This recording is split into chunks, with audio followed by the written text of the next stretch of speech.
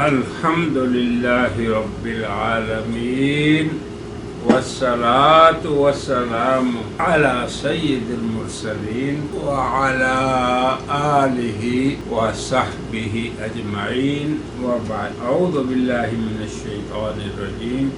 بسم الله الرحمن الرحيم. يا أيها النبي قل لأزواجك إن كنتن تردن الحياة الدنيا وزينتها فتعالين أمتعكن وأسرحكن سراحا جميلا وإن كنتن تردن الله ورسوله والدار الآخرة فإن الله أعد للمحسنات منكن أجرا عظيما. يا نساء النبي من يأت منكن بفاحشة مبينة يضاعف لها العذاب ضعفين وكان ذلك على الله يسيرا. ومن يقنت منكن لله ورسوله وتعمل صالحا نؤتها أجرها مرتين وأعتدنا لها رزقا كريما. يا نساء النبي لستن كأحد من النساء إن اتقيتن فلا تخضعن بالقول فيطمع الذي في قلبه مرض وقلن قولا معروفا وقرن في بيوتكن ولا تبرجن تبرج الجاهلية الأولى وأقمن الصلاة وآتينا الزكاة وأطعن الله ورسوله إنما يريد الله ليذهب عنكم الرجس أهل البيت ويطهركم تطهيرا. واذكرن ما يتلى في بيوتكن من آيات الله والحكمة إن الله كان لطيفا خبيرا.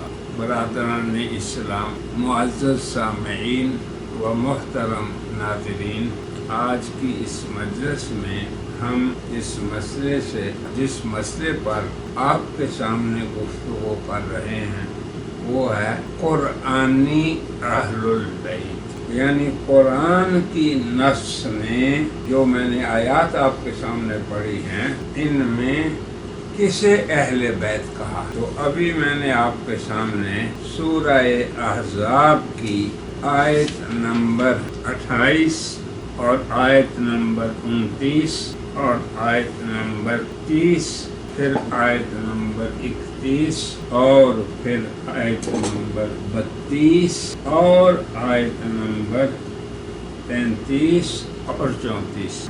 اب آپ دیکھیں کہ آیت نمبر 28 سے لے کے 33 تک ان آیات میں کن سے خطاب ہوا ہے. تو پہلی آیت میں اللہ کا خطاب ہے اپنے پیغمبر نبی کریم صلی اللہ علیہ وسلم سے، اور اس طرح خطاب ہے یا ایھا النبی قل لازواجک، کہ آپ اپنی بیویوں سے فرما دیں. یہ ازواج اس کو یاد رکھیں، ازواج سے مراد آپ کی بیویاں امہات المومنین. اب ازواج کے اندر ازواج ہی داخل ہوگا. یہ لفظ جو ہے ازواج کے لیے ہی وضع ہوا ہے، بیٹی، داماد، نواسے، ان کے لیے. ان کنتن، یہ جو کنتن ہے یہ مؤنث کا صیغہ ہے اور یہ خطاب مؤنث کے لیے ہی ہے،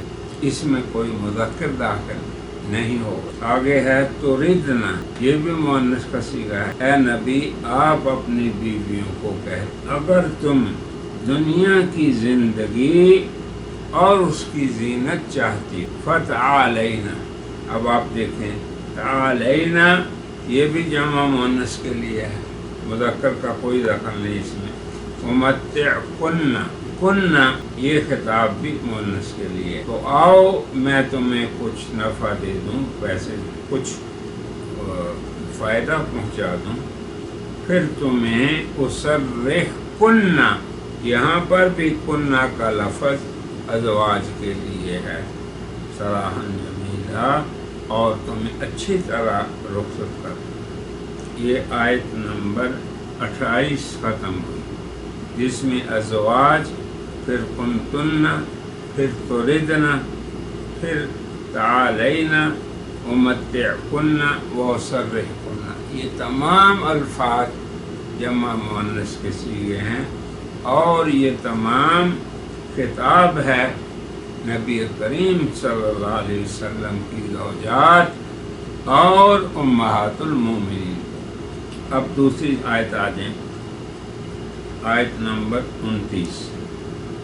وَإِن كُنتُنَّ، اور اگر تم چاہتی ہو، تُرِيدْنَ الْحَيَاةَ الدُّنْيَا، اب کنتن یہ بھی مؤنث کا خطاب ہے، تُرِيدْنَ یہ بھی مؤنث کا خطاب ہے۔ آگے ہے فَإِنَّ اللَّهَ وَالدَّارَ الْآخِرَةَ، اگر تم اللہ اور رسول اور آخرت کے گھر کو چاہتی ہو تو یقیناً اللہ نے تم میں سے محسنات کے لیے، من کننا اور محسنات یہ دونوں جمع مؤنث کے لیے، تو تم میں سے احسان کرنے والیوں کے لیے اللہ نے بڑا اجر تیار کر رکھا ہے۔ اب تیسری آیت پہ آ جائیں، یا نساء النبی، اب یہ خطاب براہ راست حق تعالی شانہ کا نساء النبی کو ہے، نبی کی بیوی ہو۔ تم میں سے جو بھی کوئی، من یاتی من کننا، پھر کننا یہ بھی جمع کا خطاب ہے، تم میں سے جو کوئی کھلی بے حیائی کی مرتکب ہوگی، یضاعف لہا العذاب ضعفین، تو اس کے لیے لہا، ہا یہ بھی مؤنث کا لفظ ہے، تو ان کو دگنا عذاب دیا جائے گا، اور یہ اللہ پہ آسان ہے۔ یہ آیت ختم ہو رہی ہے۔ اب اگلی آیت جو ہے وہ 22ویں پارے کا آغاز اس سے ہو رہا ہے، اور وہ یوں خطاب ہے، وَمَن يَقْنُتْ مِنْكُنَّ، یہ خطاب ربانی بھی کنہ سے ہے۔ کنہ کون ہے؟ جن سے خطاب ہے وہ جمع مؤنث ہے، اور جو کوئی تم میں سے اللہ اور رسول، اور تم میں سے جو اللہ اور رسول کی اطاعت کرے اور عمل صالح کرے تو اسے ہم دگنا اجر دیں گے۔ اب آپ دیکھیں، تعمل مؤنث کا صیغہ ہے، نؤتها ہا مؤنث کی ضمیر ہے، وَأَعْتَدْنَا لَهَا، اور پھر اس مؤنث کے لیے، یعنی اور امہات المومنین میں سے جو کوئی نیک عمل کرے گی اسے ہم اجر بھی دگنا دیں گے۔ پھر آگے اگلی آیت شروع ہو رہی ہے، آیت نمبر 32۔ یا نساء النبی، اللہ فرما رہے ہیں اے نبی کی عورتوں، یہ بھی اللہ کا ڈائریکٹ خطاب ہے امہات المومنین کے لیے، زوجات النبی کے لیے۔ لستن یہ بھی جمع مؤنث ہے، لستن کأحد من النساء، تم عام عورتوں کی طرح نہیں ہو۔ ان اتقیتن، یہ اتقیتن بھی جمع مؤنث ہے، فلا تخضعن بالقول، تو گفتگو میں آپ ملائمت سے بات نہ کریں۔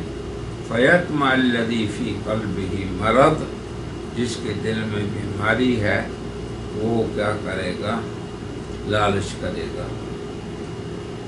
اور آگے ہے وَقُلْنَا قَوْلًا مَعْرُوفًا، یہ قلنا بھی جمع مؤنث کا صیغہ ہے۔ پھر آگے ہے وَقَرْنَ فِي بُيُوتِكُنَّ، خود دیکھ لیں یہ بھی مؤنث کا صیغہ ہے، کرنا، اور بیوتکن یہ بھی جمع مؤنث کی ضمیر ہے۔ وَلَا تَبَرَّجْنَ، یہ بھی دیکھ لیں مؤنث کا صیغہ ہے.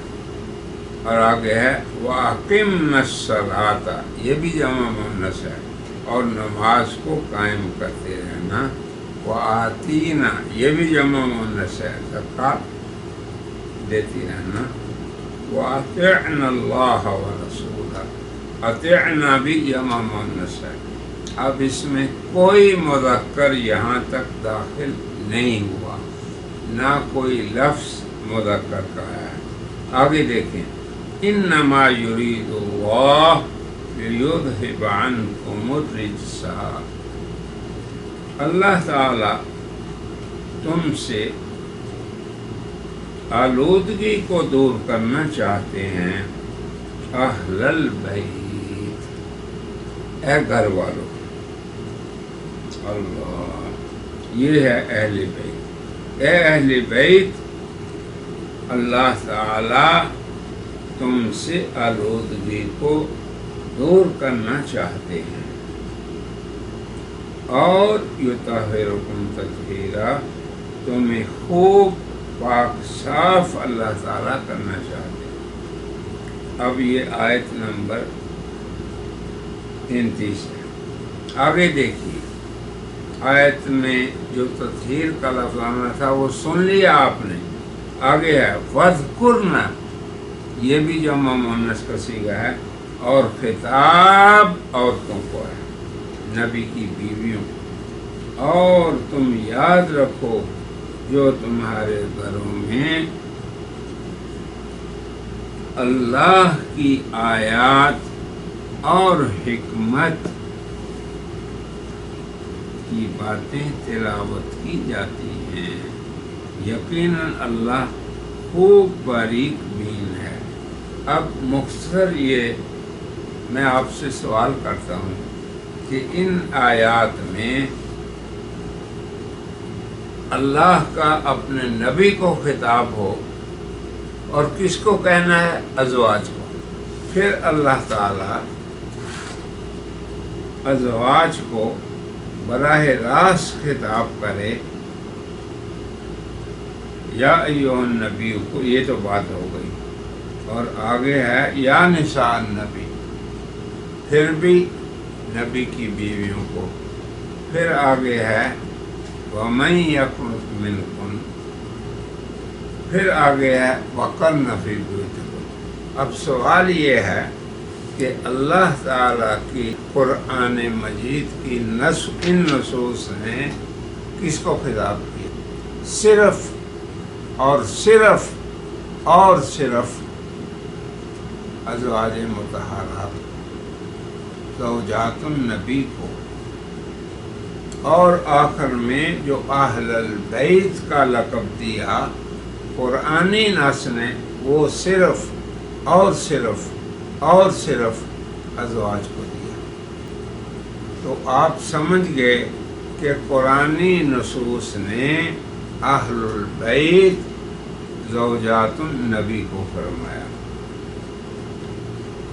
نبی کی زوجات کو صرف اور صرف. اس لیے اگر کوئی آدمی یہ کہے کہ ازواج بھی شامل ہیں تو یہ کتنی ضعیف سٹیٹمنٹ ہوگی. بھی نہیں بلکہ قرآنی نصوص میں ازواج ہی شامل ہے، ازواج ہی ہیں. یہ بات ختم ہوئی. اب ہم آ جاتے ہیں کہ کیا اہل البیت میں اس قرآنی نصوص کے علاوہ اور بھی کچھ لوگ داخل ہوئے، اور وہ کیسے داخل ہوئے؟ یقینی بات ہے کہ قرآن کریم کی نصوص کے بعد پھر احادیث نبویہ کی نصوص کو ہم دیکھتے ہیں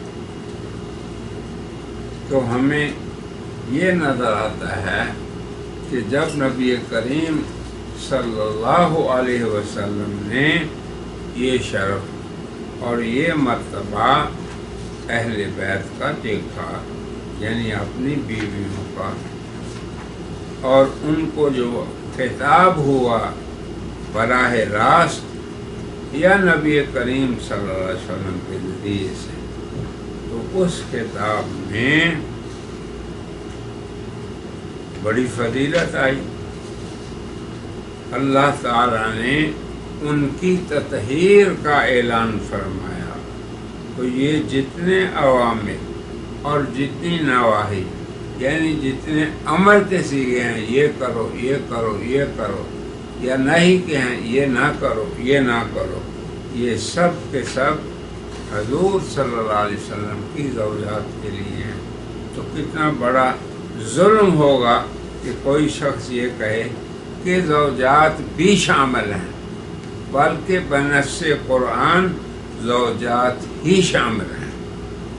اتنی بات سمجھ جانے کے بعد اب آپ آگے دیکھیں کہ اس شرف کو جب نبی کریم صلی اللہ علیہ وسلم نے وحی کے ذریعے جانا تو پھر کیا کیا. حدیث میں کیا آیا، اس کو بیان کرنے سے پہلے ایک نقطے کو ہم ضرور بیان کرتے ہیں کہ زوجات کا ذکر ہوا، مگر آیت کے اخیر میں اللہ نے فرمایا انما یرید اللہ لیذھب عنکم، یعنی مذکر جمع کی ضمیر لائے. اس کو بھی سمجھے. پھر فرمایا وَيُطَهِّرُكُمْ، یہاں بھی کم جمع کی ضمیر لائے. تو اب عورتوں کی جماعت پہ یا اہل بیت پہ کم کی ضمیر یا جمع مذکر کی یہ قرآنی سنت ہے. یہ سمجھ لیں. موسیٰ علیہ السلام کی بیوی اور وہ دونوں جب واپس آ رہے تھے تو ان میں ایک ہی عورت تھی، مگر ان کے لیے بھی تعظیماً جمع مذکر کا خطاب آیا. دیکھیں اذ قال لأہلہ امکثوا، جب انہوں نے اپنے گھر والوں کو فرمایا تم ٹھہر جاؤ. تو یہ اللہ تعالیٰ کے کلام پاک میں اس کی سنت رہی ہے. اسی طرح جب ابراہیم کی زوجہ محترمہ اس کو خطاب کیا فرشتے نے تو فرمایا سلام علیکم.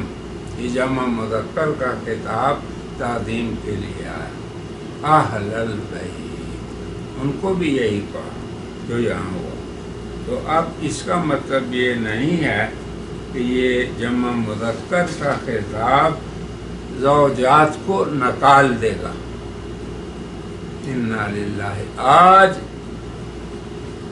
عام اہل علم، عام واعظ جب بیان کرتے ہیں اور شیعہ ذاکر جب ذکر کرتے ہیں تو ایسا کہتے ہیں کہ قوم نے سب کو نکال دیا. بھئی سوچنے کی بات ہے یہ کون سا علم ہے.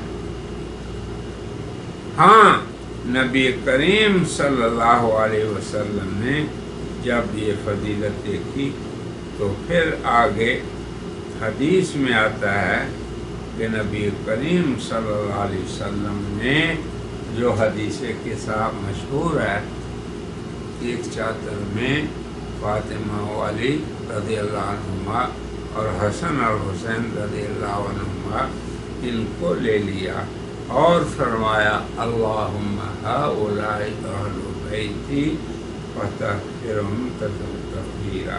یہاں پہ آپ بھی لگا سکتے ہیں، یا اللہ یہ بھی میرے اہل بیت ہیں، مگر زوجات کے ساتھ بھی نہیں لگانا.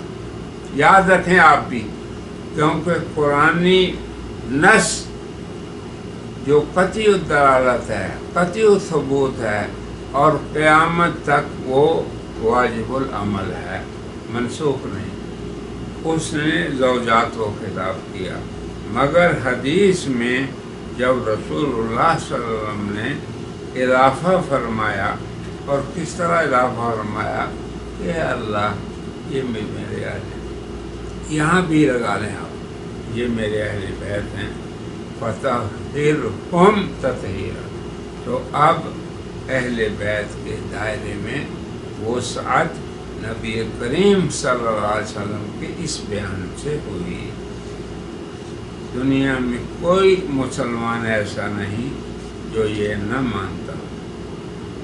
تو ازواج کے بارے میں جو آیت میں نے پڑھی اس کے بارے میں مفسرین نے یہ کہا وَالصَّوَابُ أَنَّ أَهْلَ الْبَيْتِ أَزْوَاجُ النَّبِيِّ، درست بات یہی ہے کہ اہل بیت رسول اللہ کی ازواج ہیں۔ پھر ہم نے کہا کہ رسول اللہ کی مقبول دعا سے حضرت علی، فاطمہ، حسن اور حسین بھی داخل ہو گئے۔ یہ طبری نے لکھا ہے بھی، یہ بھی کا لفظ آپ بھی استعمال کر سکتے ہیں۔ پھر اس کے بعد المراد بأہل البیت ہونا الزوجات لأن الآیات کلھا لہن، چونکہ تمام آیات انہی کے لیے نازل ہوئی۔ ابن کثیر کہتے ہیں المراد بأہل البیت ازواج، یہ پہلے طبری کی بات تھی، اب ابن کثیر کی، کہ ازواج مراد ہیں اہل بیت سے۔ اب دوسرے کیسے داخل ہوئے وہ ہم نے حدیث کسا کا ذکر کر دیا۔ آگے اور ایک حدیث ہے جس سے اور لوگ بھی اس فضیلت میں داخل ہو جائیں گے۔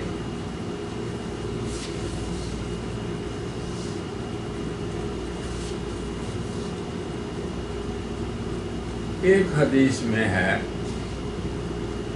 یہ حدیث بھی بالکل صحیح ہے اور یہ نص بھی صحیح اور ثابت ہے۔ قال النبی صلی اللہ علیہ وسلم سلمان منا اہل البیت، طبرانی میں اور حاکم نے اور ابن مردوی نے ذکر کیا۔ کیا شرعی طور پہ داخل ہو جائیں گے؟ تو وہ لکھتے ہیں الجواب المختصر لا، نہیں، کیونکہ سلمان رضی اللہ عنہ اہل بیت میں سے نہیں ہیں نسب کے اعتبار سے، لیکن تعظیم و تشریف اور مجازن وہ بھی داخل ہیں، یہ بھی مفسرین نے لکھا ہے۔ اللہ اکبر۔ پھر آگے ایک اور حدیث ہے جسے امام مسلم نے اپنی صحیح میں نقل کیا ہے اور دیگر محدثین نے بھی۔ یوں ہے حدثنی یزید بن حیان قال انطلقت انا وحسین بن صبرہ وعمر بن مسلم الى زید بن ارقم، حضرت زید بن ارقم معروف صحابی ہیں، وہ کہتے ہیں کہ ہم جب ان کے پاس گئے تو حسین نے ان سے کہا لقد لقیت یا زید خیرا کثیرا، کہ آپ نے بڑی خیر پائی اور آپ نے رسول اللہ صلی اللہ علیہ وسلم کو دیکھا، ان کی احادیث کو سنا، ان کے ساتھ غزوات کیے، ان کے پیچھے نماز پڑھی۔ یا زید خیرا کثیرا، حدثنا یا زید، بتاؤ کہ تم نے رسول اللہ صلی اللہ علیہ وسلم سے کیا سنا۔ قال یا ابن اخی واللہ لقد کبرت سنی، میری عمر بھی بڑھ گئی، میرا عہد بھی قدیم ہو گیا اور بعض چیزوں کو میں بھول بھی گیا ہوں، مگر جو چیزیں مجھے ابھی تک یاد ہیں جو رسول اللہ سے سنی، فما حدثتکم فاقبلوا، جو میں بیان کروں قبول کرو اور جو نہ بیان کروں اس کو قبول نہ کرو، اور مجھے اس کو بیان کرنے کی تکلیف بھی نہ دو۔ پھر انہوں نے کہا کہ جناب رسول اللہ صلی اللہ علیہ وسلم ایک دن ہمارے اندر خطبہ دینے کے لیے کھڑے ہوئے پانی کی جگہ کو، جسے خم کہتے ہیں، جو مکہ اور مدینہ کے درمیان ہے۔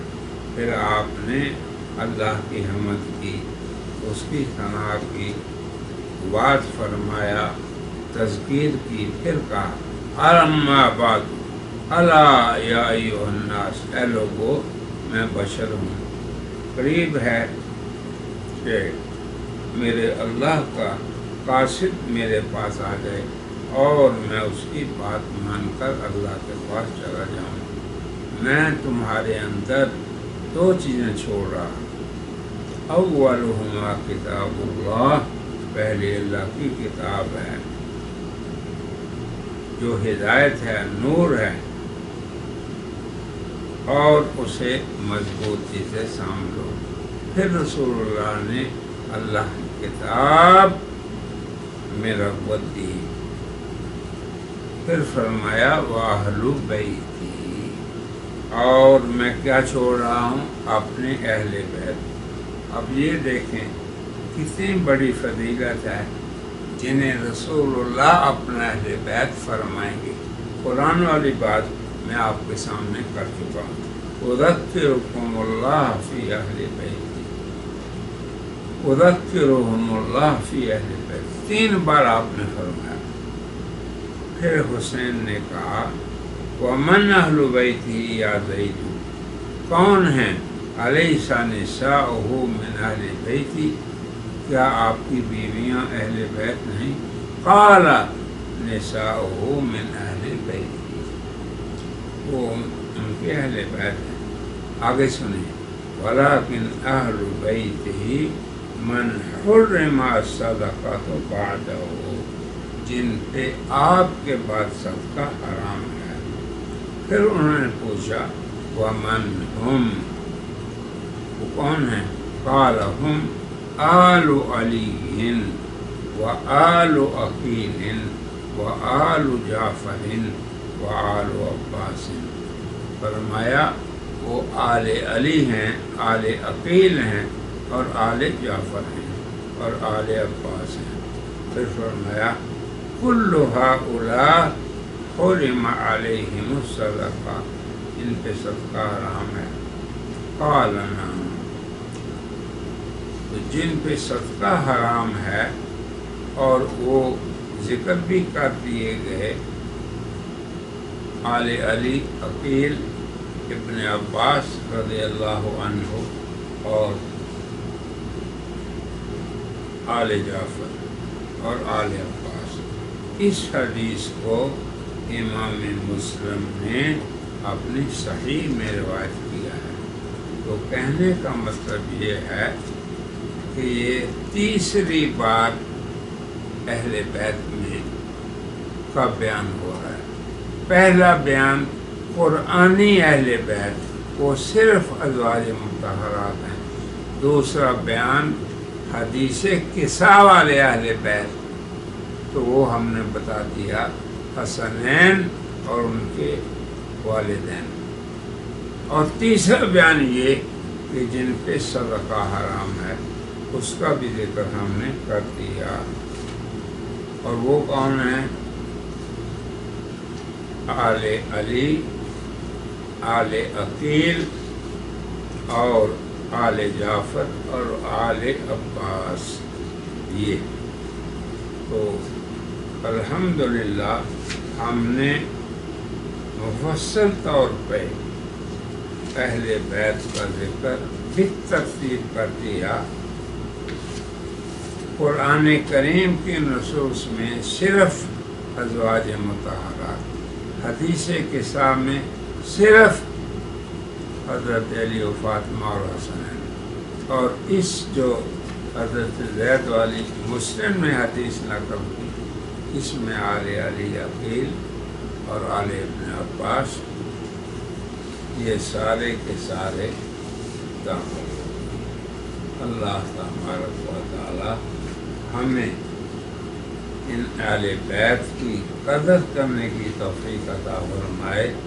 اور میری گزارش ہے اپنے داعی حضرات اور علماء سے کہ وہ اس تفصیلی بیان کو سمجھیں اور اسی طرح پبلک کے سامنے بیان کریں جیسے اللہ نے قرآن میں اور نبی کریم نے حدیث قصیٰ میں اور حضرت زید والی جو مسلم میں حدیث ہے اس میں بیان کیا گیا ہے۔ یہ ایک علمی امانت ہے اہل علم کے ذمے اور ہمارے داعی حضرات کے ذمے، اور پبلک کو صحیح علم، درست کتاب و سنت میں بیان شدہ مسائل کا علم دیں، اس کی خوب تبیین کریں، اس کی خوب توضیح کریں۔ اللہ تعالیٰ آپ کو اجر ذخیر عطا فرمائے اور آپ سب حضرات سے راضی ہو جائے۔ وآخر دعوانا ان الحمد للہ